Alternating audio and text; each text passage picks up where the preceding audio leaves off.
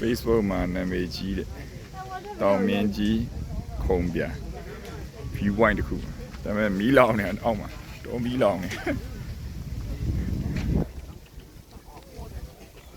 တက်လာပြီမီးရဟိုရတဲ့ view point မီးခိုးငွေနဲ့ဘယ်လိုရိုက်နေလဲတော့မသိဘူးမီးခိုးငွေ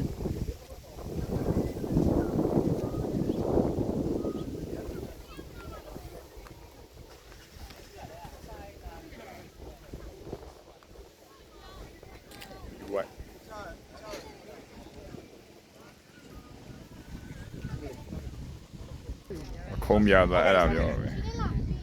ခုံပြကြီးထားတာပြီးတော့အဲ့ကျမ်းမြောင်ထိုင်ပြီးအဲ့အောက်ကိုကျွန်တော်ထည့်ပြီးချလိုက်အဲ့လိုရိုက်ရဟိုတန်းပြောက်တက်လိုက်ဒီမြောင်ဖမ်းပြီးသူပြန်မိနေအဲ့ခုအဲ့မဲဘောင်းချီအောက်မှာမီးလောင်နေငွေတစ်ထောင်ထောင်နဲ့โอเคအဲ့ဒါနဲ့မကြလက်ထောက်အဲ့ဘက်ကအားလေးယူပြီးခေါင်းလေးပါဆောင်းဒီဘက်ကောင်းတယ်ဟိုဒီမှာလည်း view point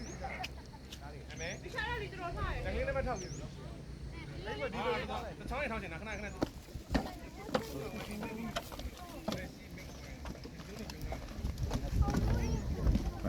လေးလိုက်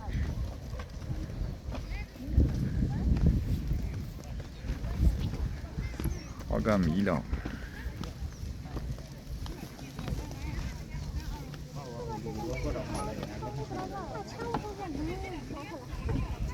ဟိုခုံပြတဲ့မရောက်လာတန်းစီရိုက်နေတယ်အဲ့မှာတန်းစီတာ3ယောက်ဟုတ်လာမယ်